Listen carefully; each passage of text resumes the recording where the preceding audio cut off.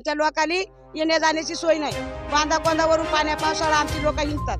कोणी बांधाखाली पडतो, चिखला पाण्यात कोणी पुराणा जातो, तरी याची दखल कोणी घेते नाही आमच्या रोडची. असं वाटतंय का मतदान देऊच न, आम्ही डायरेक्ट मतदानावर बहिष्कार करू. पर्यंत नेता नेता जगतो की मरतो, एवढी बेकट परिस्थिती आहे रस्त्याची. पावसाळ्यामध्ये इथून एवढं कमर इतकं पाणी असतंय, पोरांना अंगवाडच्या जायला यायला सोय नाही किंवा अर्जंट केस घेऊन जायला म्हणलं दवाखान्यामध्ये तरी रोड नाही. मग हे मतदान कशासाठी? तर नमस्कार मित्रांनो, सह्याद्री टाइम्समध्ये मी आपणा सर्वांचं मनपूर्वक स्वागत करतोय. तर मित्रांनो, आता आपण जुन्नर तालुक्यातील लव्हाळी आडोशी या अतिदुर्गम भागामध्ये आहोत आणि येथील जो काही रस्ता आहे त्या रस्त्यावरती आहोत. खरं तर भारताला स्वातंत्र्य मिळून आज अनेक वर्ष उलटून गेली, परंतु येथील जी काही सर्वसामान्य जनता आहे त्या जनतेचा दैनंदिन संघर्ष आज देखील आपल्याला पाहायला मिळतो आहे. खरं तर निवडणुका येतात, निवडणुका जातात. मागच्या वेळी देखील आमदारकीच्या निवडणुका गेल्या, आता जिल्हा परिषद पंचायत समितीच्या निवडणुका अगदी तोंडावरती आहेत. त्याचप्रमाणे भविष्यकाळात देखील आता खासदारकीच्या निवडणुका येतील. परंतु या सर्वसामान्य जनतेचे या भागातील आजपर्यंत किती प्रश्न मार्गी गेले आणि किती या भागाचा विकास झाला, येथील सर्वसामान्य जनतेचे प्रश्न असतील, समस्या असतील किंवा त्यांच्या दैनंदिन जीवनाचा जो काही संघर्ष आहे तो नेमकी कधी संपणार, की किती दिवस फक्त या सर्वसामान्य माणसांचा निवडणुकीसाठी मतदार म्हणून वापर केला जाणार. माझा हा प्रश्न त्या प्रत्येक राजकीय प्रतिनिधीसाठी आहे की जो या संपूर्ण परिस्थितीला आणि या भागाच्या विकासाला जबाबदार आहे. तर मित्रांनो, आता आपल्यासोबत या गावातील काही ग्रामस्थ आहेत, काही महिला आहेत किंवा काही तरुण आहेत. त्यांच्याशी आता आपण चर्चा करणार आहोत, त्यांच्या समस्या जे काय आहेत त्या जाणून घेणार आहोत. तर इथे काय आजी आहेत आणि काय सांगाल की आपला जो लव्हाळी आडोशीचा जो रस्ता आहे त्याची अत्यंत दयनीय परिस्थिती आपल्याला माहितीच आहे. तर काय सांगाल या रस्त्याबद्दल? ह्या रस्त्याबद्दल असं सांगायचंय का, माझं लग्न झालं 20-25 वर्ष झालं तशापासून हे रोड असाच आहे. प्रत्येक नेते येतात आणि म्हणतात का आम्ही पुढल्या वर्षी इथं येऊ तर रोड करून येऊ, पण असं कधीच होत नाही का रोड केलं नाही. आणि प्रत्येक वेळेस मतदानाच्या वेळेस सगळे नेते येतात आमच्या इथं का रोड करू, आम्हाला मतदान द्या, पण असं कधीच झालेलं नाही. आता 20-25 वर्ष झालं याच्यामध्ये, अजून 20-25 वर्षामध्ये कधी निवडणूक झालीच नाही का रोड करण्यासाठी. किंवा पावसाळ्यामध्ये इथून एवढं कमर इतकं पाणी असतंय, पोरांना अंगवाडच्या जायला यायला सोय नाही किंवा अर्जंट केस घेऊन जायला म्हणलं दवाखान्यामध्ये तरी रोड नाही. मग हे मतदान कशासाठी?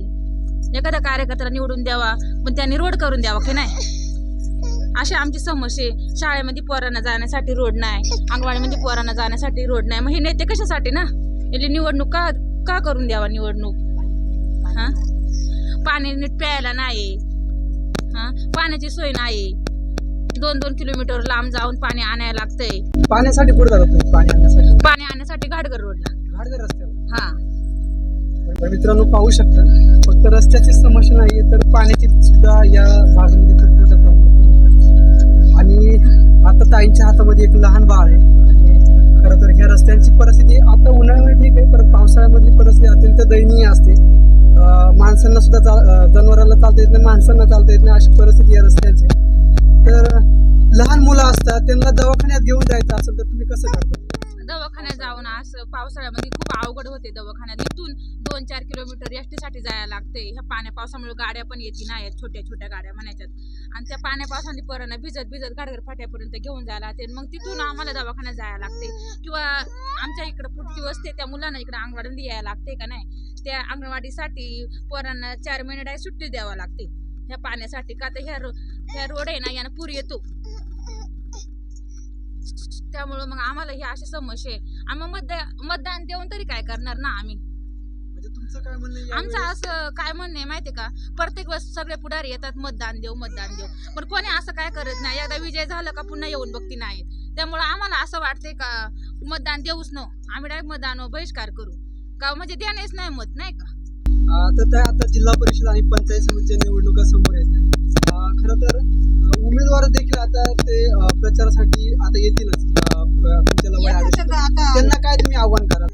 आम्ही का म्हणजे तुम्हाला मी म्हणून सांगते का, आम्ही प्रत्येक वेळेस मतदानाला जेवढे आमच्यापाशी येतात तेवढा ना आम्ही आव्हान करतो का फक्त रोड द्या आम्हाला, दुसरं काय नाही दिलं तरी चालेल. पण प्रत्येक वेळेस असंच करतात. आम्ही आता पण त्यांना तेच सांगू शकते का आम्हाला रोड द्या आधी, तेव्हा तुम्हाला आम्ही मतदान देतो. आम्ही मतदान पण देऊ शकत नाही.